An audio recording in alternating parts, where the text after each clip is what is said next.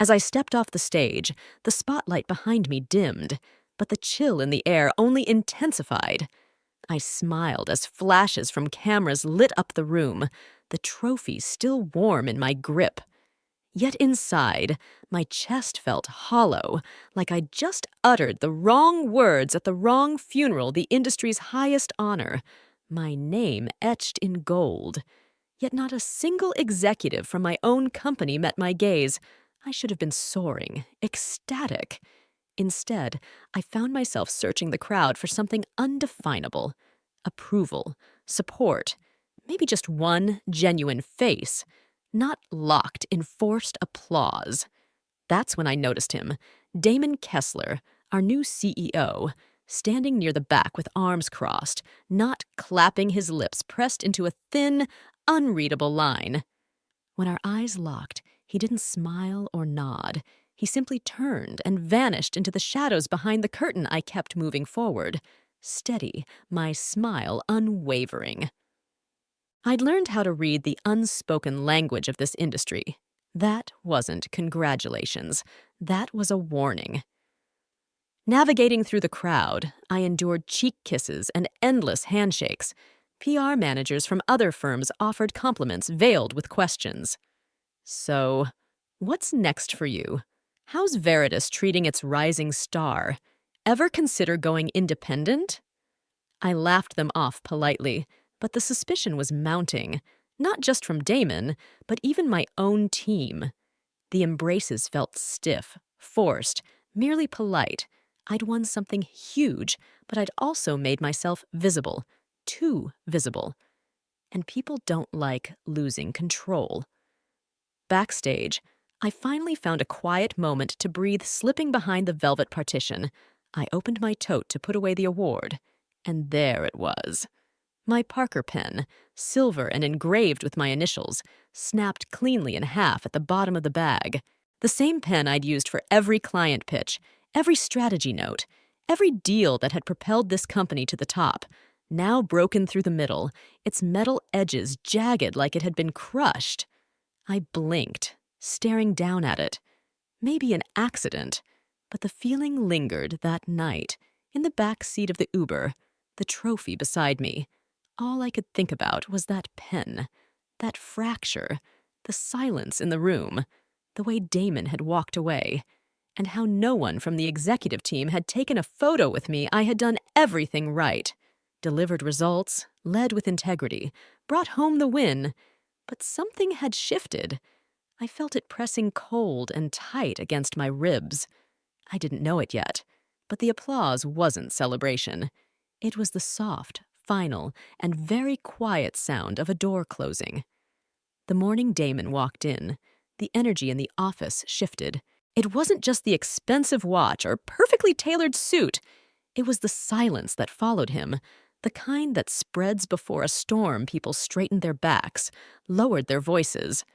Some even stood as if royalty had entered. Damon Kessler was our new CEO, the man handpicked by the board to lead Veritas into the future. What that meant, no one really knew, just that it came with headlines, a rebranding budget, and a mandate for change. At the all-hands meeting, he introduced himself like unveiling a new product. Agile, disruptive, scalable, his favorite buzzwords. He talked about culture as if it were code, legacy like a virus. "We're not here to honor the past," he said, pacing like a tech evangelist. "We're here to outpace it." Applause followed. I didn't join in. I sat in the second row, notebook open, pen poised. When his eyes briefly scanned the room, they passed over me without pause. I wasn't new. I wasn't shiny. I wasn't someone worth impressing later that week. I was called in for a brief introduction. Just a handshake, a hello, maybe 5 minutes. But the moment I stepped into the boardroom, I knew something was wrong. Damon didn't rise. He looked at me like I was a box to tick "Lauren Carr," he said flatly. I held up my hand. He ignored it, leaning back instead. "You've been here, what, 7, 8 years?" 8, I answered, hand still waiting. He nodded, eyes back on his tablet. That's a long time in one place. I dropped my hand. It's been a long road. Growth, big wins, strong client ties. He smirked. We don't need legends. We need lean. The words hit like a slap disguised as praise. That was the whole meeting. Over the next 2 weeks, the restructuring kicked off. HR became people experience department heads replaced by agile squads. Longtime managers quietly removed.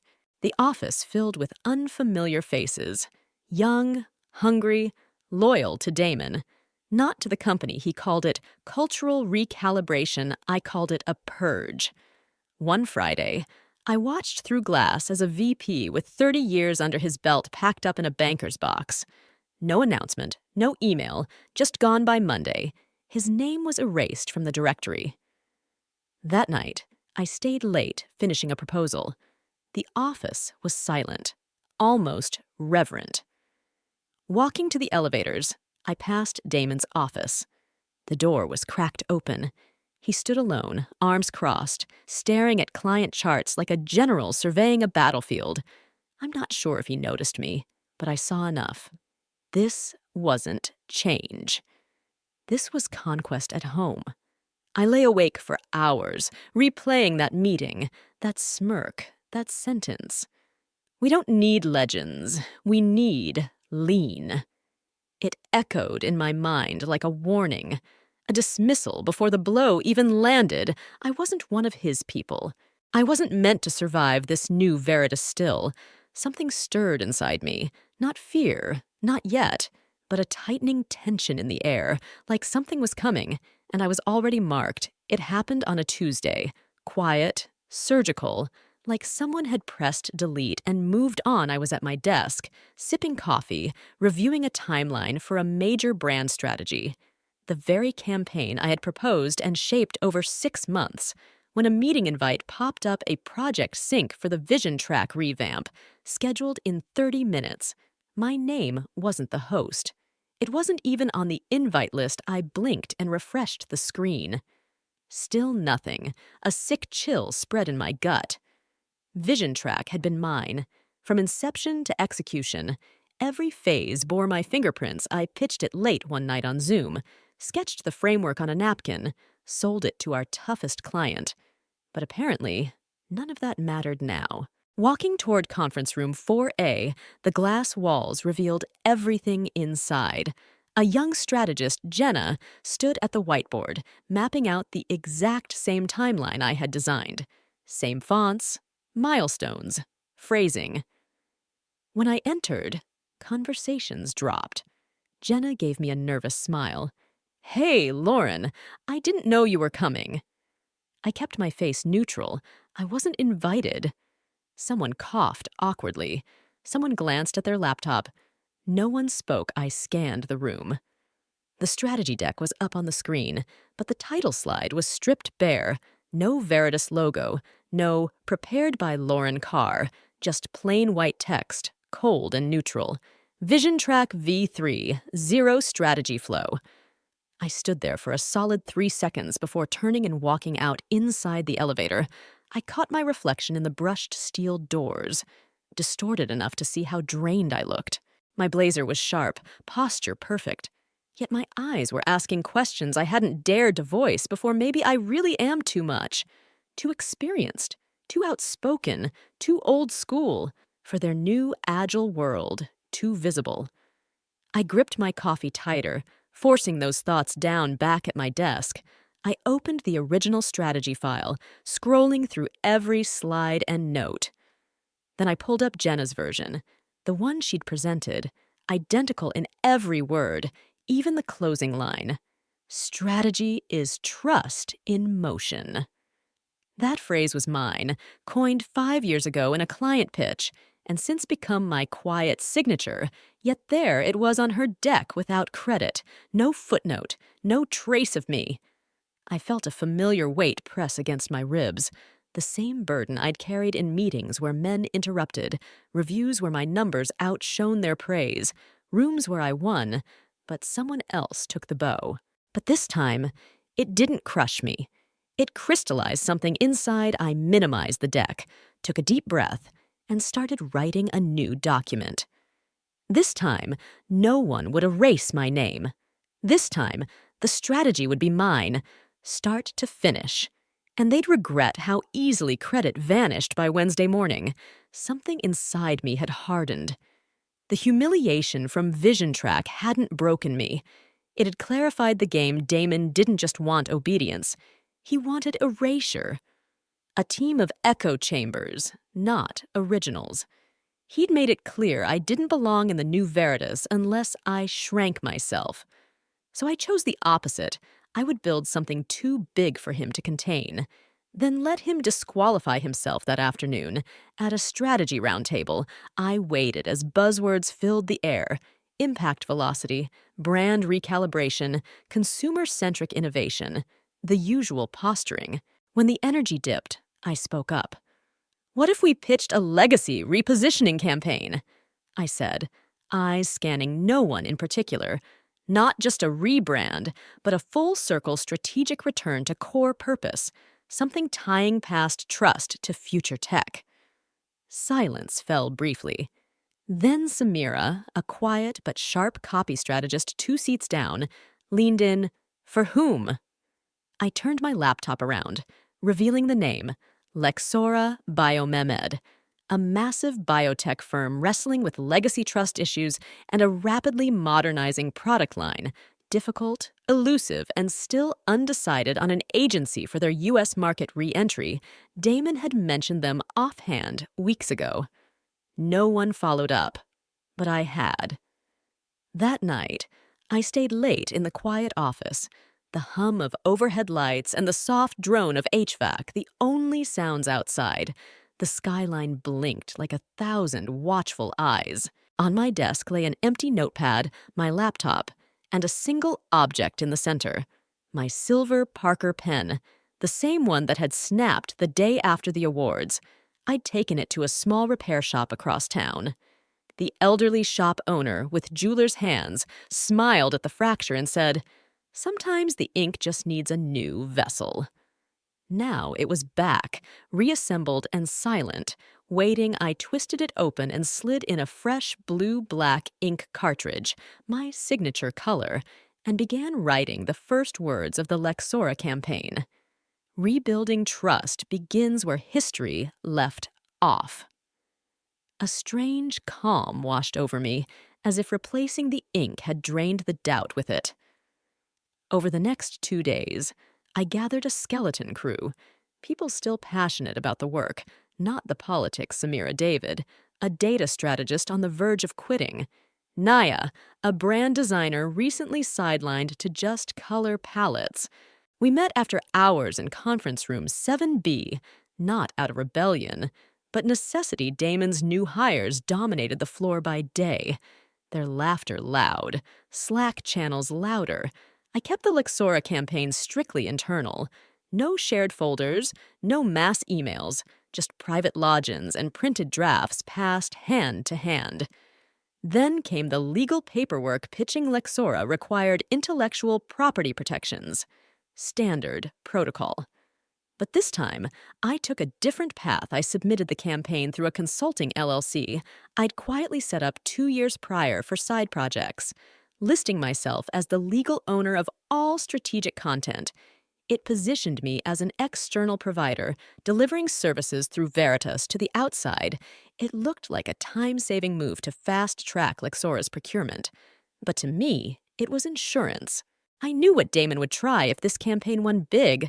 Bury the names, take credit, frame it as a team effort born from his new culture. Not this time. On Friday night, after everyone left, I printed the final pitch draft. As the last page slid out, I spotted the footer. Carr Strategic Advisory Licensed Partner. I smiled. Let him see it. Let him approve it. Let him think he's using me to win. Because the moment he forgets who really owns the idea is the moment he hands me the match to light the fire. The war room wasn't official. Just an unused office on the building's east side with flickering ceiling lights, a wobbly conference table, and a whiteboard stained beyond cleaning. But for us, It became the heart of the Lexora pitch. No Slack threads, no Zoom calls, just pure focus and the squeak of markers on glass as we reimagined a biotech brand from the inside out. We were a strange little crew. Samira handled tone, language, and nuance. She had the uncanny ability to make clinical jargon sound poetic. David, still halfway out the door emotionally, threw himself into analytics with reckless brilliance, making him indispensable. Nia was pure fire. Her designs lit every mood board like protest art on a deadline. Then there was Theo, just 6 months at Veritas, fresh out of grad school, quiet and careful, but always observing. I noticed him scribbling notes during late sessions, then staying behind to tidy the board when no one watched. Soon, I pulled him into the inner circle. "You've got eyes like a strategist," I told him. He smiled, nervous but proud. "I'm just trying to learn from the best." We worked weekends, late into the night, surviving on delivery apps. Playlists rotated. Nia preferred aggressive techno, Samira lo-fi beats. I found myself drawn back to that familiar instrumental piano track I always played while writing alone, the one that steadied my pulse and sharpened my focus. Eventually, the office stopped noticing us. Damon's crew was consumed with culture sprints and internal communications revamps. We slipped into the background, which suited me perfectly. While they posed for photos, we were quietly creating something meaningful. I invested everything into the framework: client psychology, industry trends, proactive crisis language, flexible rollout plans. I survived on barely 4 hours of sleep a night. My eyes burned, my back ached, but I felt alive. This was the clarity of pure creation under pressure. No politics, no egos, just the fragile balance between collapse and brilliance. One evening, as I outlined Phase 2 on the whiteboard, Theo lingered nearby, hesitant. "What's on your mind?"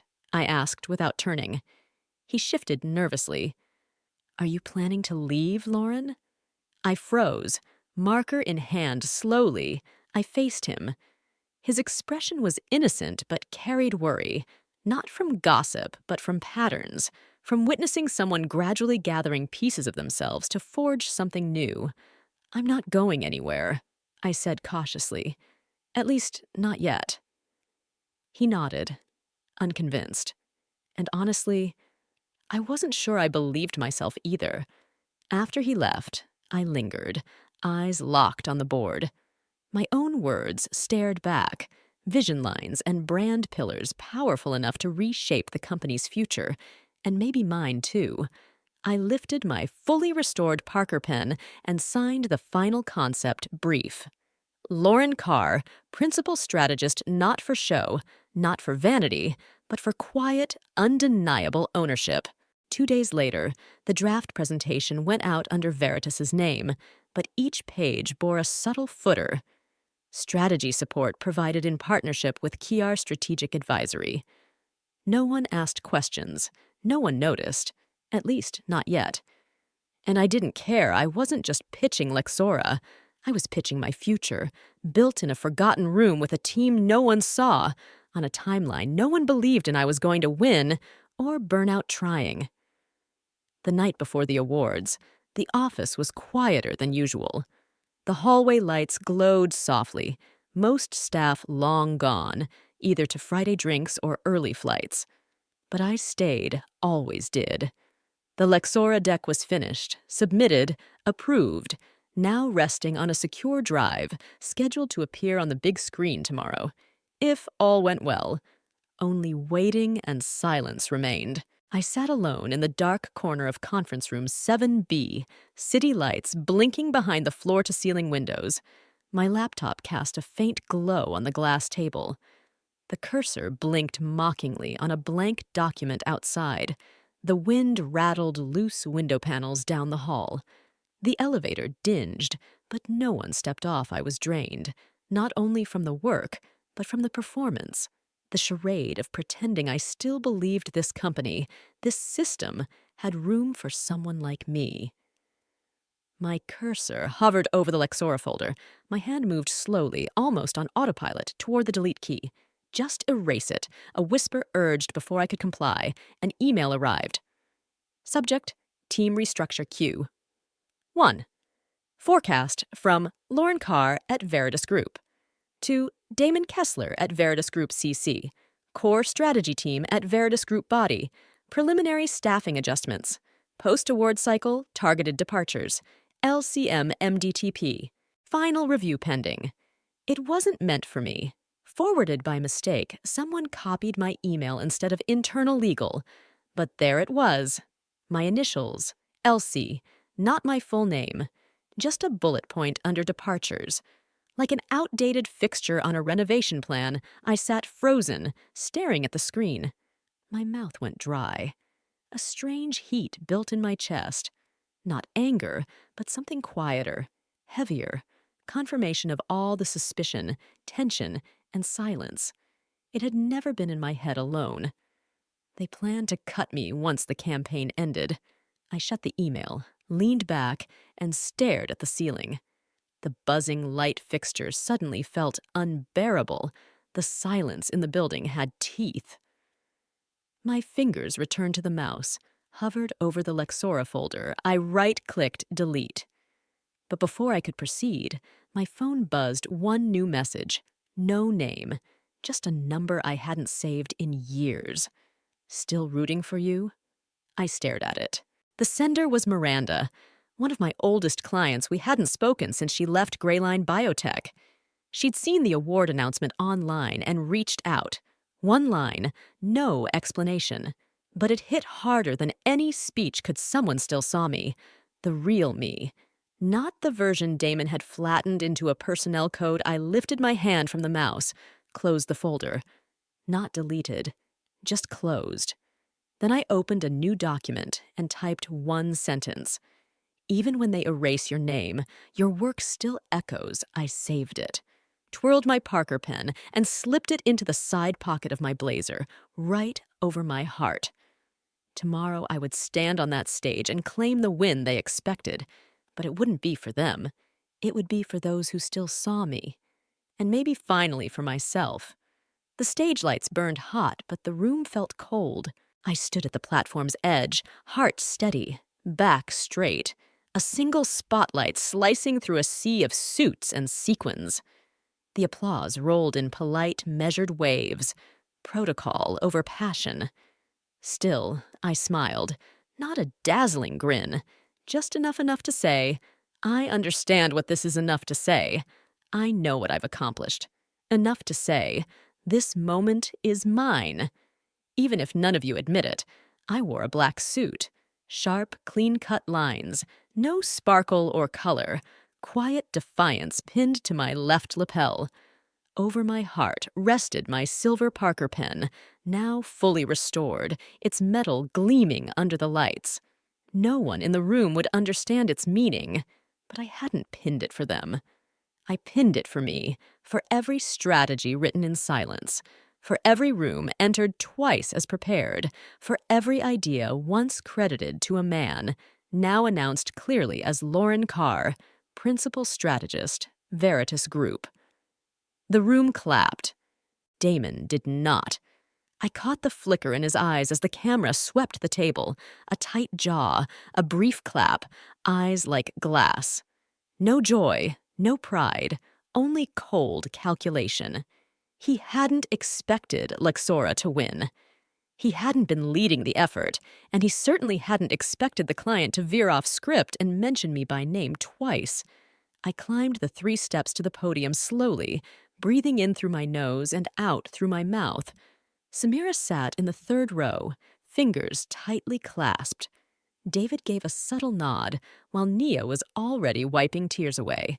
I faced the microphone and looked out over the crowd. Rows of polished faces, many clueless about Lexora or what it took to rebuild it from scratch. Strategy, I began, isn't a logo, a slogan, or a keynote slide. It's the invisible thread people feel when a brand keeps its promise. Some faces showed curiosity, others boredom. Damon glanced down at his watch. I continued. We talk a lot about innovation, agility, disruption, but those are just costumes without something deeper underneath. Trust, consistency, and yes, loyalty. I caught a flicker in his jaw and pressed on. The Lexora campaign didn't succeed because it was flashy. It worked because the people behind it listened to patients, partners, and to each other. I paused, scanning the room, letting the silence breathe. Great brands, I said, slower and clearer, are built on loyalty, not hierarchy. It landed like a quiet blaze. Some clapped reflexively, others froze, unsure if they'd just witnessed something rebellious or profound. Damon stood and walked out. No slammed door, no scene, just a silent exit before I finished. Before thanking the team, before photographers snapped the final shot, I glanced down. The pen gleamed back at me, and I smiled again. Not for show this time. Backstage, the energy crackled like static industry names floated by with champagne flutes and shallow praise. Some offered congratulations with a subtle tilt in their tone, the kind that said, "We didn't expect that from you." I thanked them politely and moved on in a quiet hallway near the staff entrance. I found a moment to myself. Samira appeared with 2 glasses of something vaguely celebratory. "You torched him," she grinned. "I didn't even say his name." "Exactly." We clinked glasses. I drank half, then handed her mine. My stomach couldn't take more. Theo, the junior strategist, joined moments later, eyes wide with admiration. "That was the best thing I've ever seen," he whispered, then quickly added, "Are you in trouble?" I looked at him long and said, "I don't know, maybe, probably." He nodded, as if understanding more than he should, but I saw him stand taller, prouder. I saw the seed of something. Belief, maybe, or his own defiance. Back at the hotel that night, I sat fully dressed on the bed, award on the desk, heels on the floor, pen still pinned to my chest. My inbox flooded with messages from clients, industry peers, even a few names I hadn't heard from in years. But one email stopped me cold. From Core Strategy, subject, Monday's alignment meeting, lead strategist transition, no greeting, no name, just the line, "See attached for team reassignment post-awards." I didn't open it. Didn't need to. The applause was over. The stage was clear. The curtain was falling. Just not on me. The morning after the award felt like walking into a funeral where no one remembered who died. Veritas's halls were silent. Too silent for a Monday. No congratulations, no balloons, not even the usual team email blast. I passed coworkers who barely met my gaze, their eyes darting back to screens. Those who did acknowledge me wore tight, rehearsed smiles, too polished to be sincere. By the time I reached my desk, I knew something was coming. But I hadn't expected such theater. At exactly 9:01, Mia from HR appeared at my door. No knock, just hovering. "Damon wants to see you in conference room 2B. Sorry." Her tone was neutral, but her eyes flickered. Like an apology, I grabbed my notebook, stood calmly, and followed. The room was half full when I arrived. Damon sat at the head of the table, flanked by 2 executives I barely recognized. From the new leadership tier, Mia sat across, tablet in hand, lips pressed tight. The door clicked shut behind me. No handshake, no greeting, no chair offered. I stayed standing. Damon gestured to a folder on the table. "Lauren," he said, voice dry as old paper, "we're undergoing a significant cultural realignment. After reviewing Q1 objectives, we've decided your leadership style no longer aligns with our direction." I didn't flinch. He slid the folder forward inside. A single-page termination agreement. Mia reached for a pen. I beat her to it. I pulled the Parker from my lapel, clicked it once, and hovered over the signature line. Damon leaned back, arms crossed. "You became the story, Lauren," he added, almost casually. "That's the problem." The pen hovered briefly. Then I signed. The meeting lasted less than 4 minutes. I left without asking a single question. Not because I lacked any, but because I already knew all the answers back at my desk. A brown box waited like it had been packed. Over the weekend, someone had started packing for me. My mug, a framed photo of my old team, 3 notebooks. The rest lay scattered across drawers and folders, evidence of a career suddenly erased. Nia arrived while I cleared my top drawer. She said nothing, just picked up my Lexora mood board, studied it, then slipped it quietly into my box. "I thought we were building something real," she finally said. I nodded. "We were?" She swallowed hard. "Then why am I the one leaving?" I couldn't answer. Not yet. Maybe never. As I reached for the bottom drawer, something slipped from the paper pile and clattered to the floor. The Parker.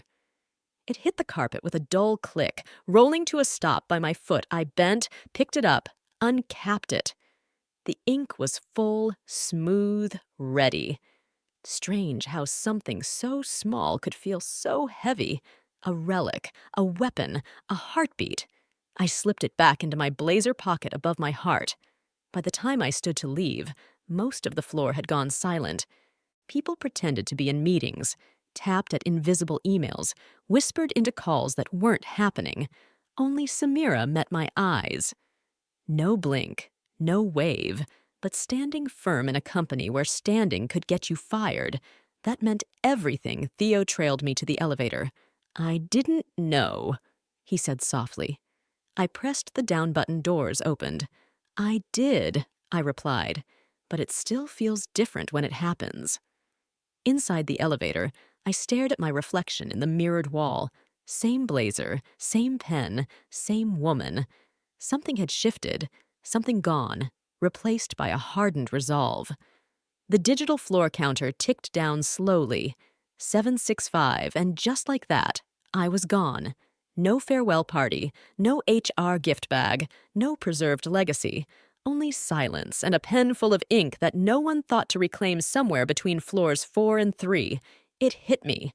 They didn't fire me because I failed. They fired me because I mattered, because they couldn't claim ownership over what they hadn't built. And I had created something too strong to erase. I didn't shed a tear, not in the elevator, the lobby, or even the Uber home. By the time I reached my apartment, the city had sunk into late afternoon shadows, and the skyline glowed with a muted silver light I once associated with possibility. Now it felt different. Not defeat or bitterness, but quiet clarity. I dropped the box on my kitchen counter without opening it, walked over to my old record player, untouched for months, and carefully pulled out the sleeve marked Naki's Opus 9 Show Pain, the music I used whenever I needed to think clearly, to reset the mental battlefield. The opening notes filled the apartment like a whisper, and I exhaled. My Parker pen lay gleaming beside my laptop under a warm pool of lamplight. It hadn't left my side all day, clicking it once out of habit.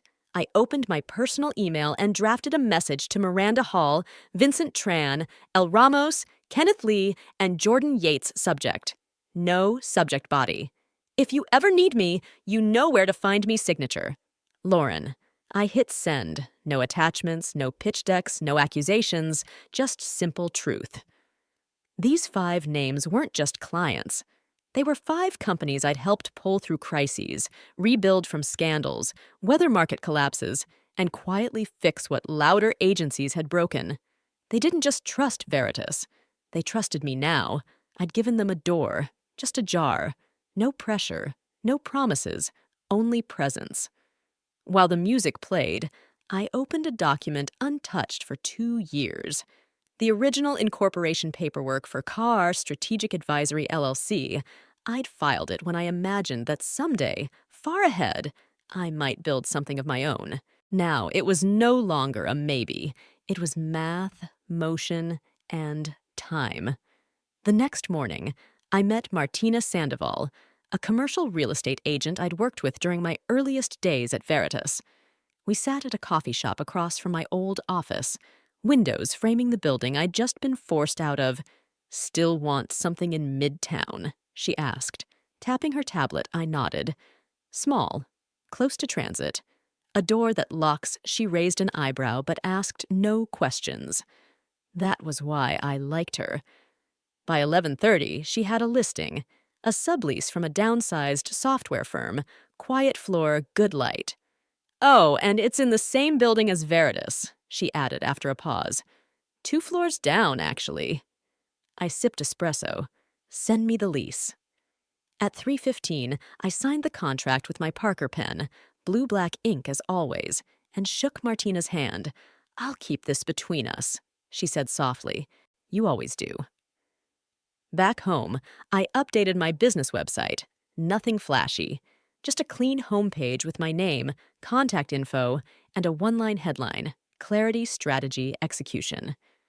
Then I sent a final email to Samira at protonmail.com subject: No rush, body. If you ever want to build something real again, I'll have an extra desk, quiet floor. Great lighting. I stared at the screen a moment before hitting send that night. Standing in my empty living room with music playing softly, I watched the city pulse beyond the windows. Lights blinked on in the Veritas building. One by one, I imagined them gearing up for more meetings about culture, growth, synergy. And I smiled. Not out of malice, but recognition. They were still playing checkers, and I had already moved to chess. Strategic calm isn't silence. It's the moment before the board tips, and I just placed the first piece. At 7:03 the next morning, an email arrived, just 3 words in the subject line: Termination of services. No preamble, no context, but I knew exactly what it meant. The sender: Elise Ramos, Chief Communications Officer at Bravian Pharmaceuticals, one of Veritas's oldest, most loyal accounts, a client I'd nurtured for 6 years through 2 rebrands, a global recall, and a CEO scandal that nearly ruined their reputation. The message read: Dear Damon, after careful consideration, Bravian will be terminating its partnership with Veritas, effective immediately. No transition period is required. This decision is final. We will seek alternative strategic representation in the coming weeks. Please consider this formal notice. Best regards, Elise Ramos. No mention of me, but that silence said everything. I closed the laptop gently and looked up at the large corkboard above my desk. My only decoration in the tiny subleased office 2 floors below Veritas last week. I'd pinned 5 red dots on it, each marking a former client I'd contacted 5 companies, 5 cities. Now I stood, grabbed a small gold pushpin from my drawer, and clicked it into the board. One more dot Raven had moved. I didn't cheer or pump my fist. Instead, I poured a cup of coffee and stood by the window, watching the street below awaken. Delivery bikes, early joggers, a mother in heels managing a toddler, and a latte. Behind me, my small desk hummed quietly with certainty. Everything in this space was earned, not given, paid for with my own money, secured with my own name, and slowly, subtly, it was gaining gravity. By mid-morning, the industry blog agency Pulse broke the story. Bravian drops Veritas. After award-winning campaign, sources suggest internal conflict. The article was brief, but spoke volumes. Undisclosed sources cited executive turnover and poor post-campaign communication.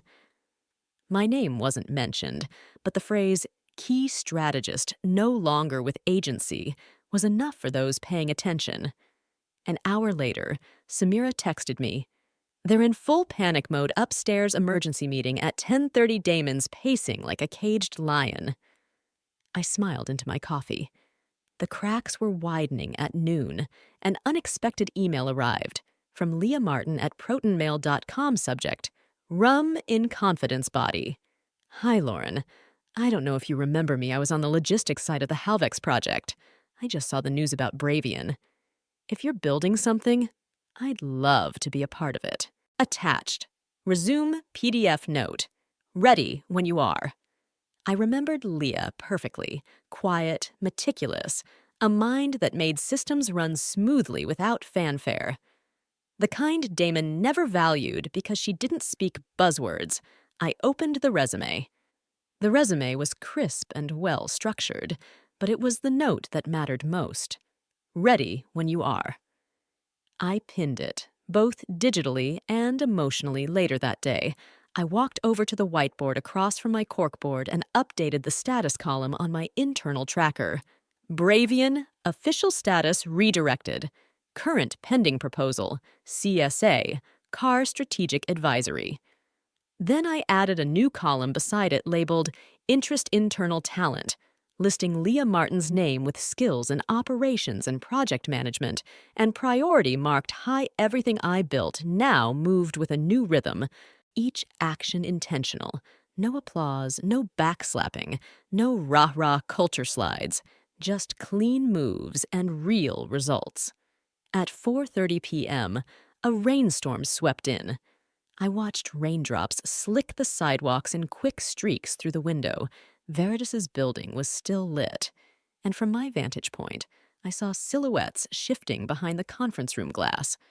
Damon's emergency meetings were never quiet affairs. I pictured blame flying like live grenades, someone citing client outreach issues, another pointing to the leadership shakeup after the award, and a few whispering my name low enough to deny it. Let them whisper. I had no desire to return, only to move forward. Before leaving the office, I pinned one more thing on the wall, a quote printed on heavy cardstock, centered and bold. Collapse doesn't begin with an explosion. It begins with a whisper, when the people who built the foundation walk away. Then I turned off the lights, locked the door, and stepped into the rain-washed evening. The cracks had started, and they wouldn't stop by week's end. 3 more clients had left, not slowly, no drawn-out negotiations or transition calls. They vanished quietly and clinically, each sending a brief formal email severing ties with Veritas immediately. No handover, no second chances. The cracks were no longer cracks. They were fractures, and I could feel the floodwaters rising behind them. Inside Veritas, chaos reigned. Samira kept me updated with encrypted messages, brief dispatches from the front lines. Damon fired Jared this morning, blamed him for losing a client. New pitch team lost access, thought it was a breach. 3 directors locked in a closed-door fight. Someone threw a folder. I pictured a building being demolished, supports going first, then people running. The ones who once ignored me now scrambling for balance, slipping on the arrogance they built their platforms on. Meanwhile, 2 floors below, I'd just added a second desk. Not symbolic, but functional. Leah started Monday. She brought her own keyboard and a cactus named Barry. By mid-afternoon, she'd reorganized my task system, linked all client communications, and integrated billing software I hadn't even known I needed. She's an ops wizard, David said later, dropping by with a folder David had joined 3 days earlier, right after Lexora went public with their decision, citing the need to maintain continuity with their original strategist. He'd walked out of Veritas with nothing but a backpack, a hard drive, and his usual half-smile, the one he wore when a storm broke exactly as forecast on Wednesday. Nia arrived during lunch holding 2 donuts and a folded resignation letter. I didn't even give them 2 weeks, she said. They didn't deserve my last 2 hours. I handed her the bigger desk by the window by Friday. We were 5 strong, a war room again, but this time filled with laughter, music, movement, and a working printer. The first campaign pitch under Car Strategic Advisory was due next week. 3 clients had signed full contracts. 2 others were in final stages. We had real work demanding presence, precision, and guts. And we had all 3. That noon, my personal email pinged. The sender stopped me cold. Jonathan Markwell, a name I hadn't seen in 2 years. A venture capitalist with a sleek smile, glossy words, and a portfolio full of failed founder-focused startups. Back when I first filed for Carr Strategic Advisory, I'd pitched him on lean, legacy-centered consulting powered by senior strategists. Instead of junior churn, he'd dismissed it. Too niche, too slow, too me. Now he was writing, "Hey, Lauren. Saw the Lexora piece, strong positioning, looks like you're building something with teeth. Let's catch up. I'd love to talk funding if you're looking to scale." I stared at the screen a long moment, then replied, "Hey, Jonathan. Appreciate the note at this point. I'm not looking to scale. I'm looking to build, wishing you the best." Then I archived the thread. Later that afternoon, Samira buzzed in unexpectedly. She stepped into the office holding a brown paper bag, eyes shining. "They cut my hours," she said simply. "Told me I'm not aligned with the new team charter." "What did you say?" I asked. She smirked. "I said, great, now I can finally work somewhere with an actual soul." I handed her a chair. By 5 o'clock, I stood before the corkboard and added 2 more gold pushpins, one for a new client, one for Samira. The board was nearly full now. The map wasn't just a tracking tool anymore. It was a statement, a constellation, a living reminder that while Veritas was crumbling, I was building patiently and deliberately with the people they'd overlooked and underestimated. As the sun dipped behind the skyline, I stood in my office doorway watching my team, still typing, sketching, debating fonts, drinking lukewarm coffee with reckless passion. They weren't working for titles. They were working for the feeling that said we matter, the feeling Veritas forgot I didn't need a revenge headline. I didn't need Jonathan's money. I had something stronger, a name that now meant something. A team that had walked through fire and chosen to start again, and clients who followed the person behind the brand, not the brand itself. The flood hadn't destroyed me. It washed away everything false. What remained was Power on Thursday. The magazine hit newsstands. I hadn't even known about the cover story. One of Lexora's communications directors tipped off a journalist weeks ago, and the story had snowballed. When I stepped out of the elevator that morning and saw it stacked neatly by the lobby cafe, I stopped. There I was, in a black suit, arms crossed, silver Parker pen clipped to my lapel. The headline: "The strategist they tried to erase, and the clients who followed her." The article didn't pull punches. It traced my departure, the client fallout, the chaos at Veritas, and the quiet rise of Carr Strategic Advisory. They didn't call it revenge. They called it reclamation. I bought 10 copies and took them upstairs. The team was already buzzing, and Samira was fielding 2 new RFPs. David was deep in analytics with a biotech lead from Seattle. Nia stood at the whiteboard, sketching out the campaign flow Leah worked behind the scenes, building infrastructure as if we were about to double in size, which, honestly, we just might. The energy felt genuine. No performative posturing, no chasing bonuses, no slack reactions or corporate theater, just pure focus, drive, and mutual belief. I slipped into my new office and closed the door behind me. Floor-to-ceiling windows, exposed concrete walls, minimal decor, a single wooden desk centered in the room, and on the far wall, my corkboard from the last office, now fully pinned with client dots, standing proud like a completed battle map. I set the magazine face up in the corner of the desk. Then, pulling the Parker pen from my blazer pocket, still gleaming and full of ink, I placed it precisely in the center of the table. A symbol, a blade, a beginning. That's when the email arrived. The sender made my stomach drop briefly. Corporate Communications at Veritas Group. I clicked it open subject. Partnership proposal discussion. Hi, Lauren. Given the evolving industry landscape and your current positioning, the executive team at Veritas would like to explore a strategic partnership between our firms. Please let us know a convenient time to discuss. Warm regards, Alan C., VP Strategic Growth. I stared at the screen. not Damon.